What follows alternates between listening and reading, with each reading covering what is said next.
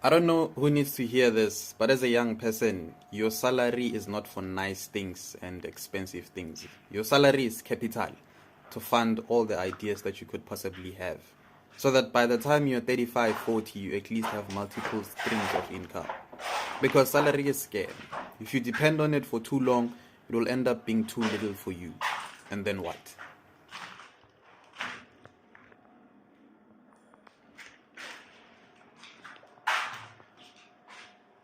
into engathi yenziwe ngekhompyutha.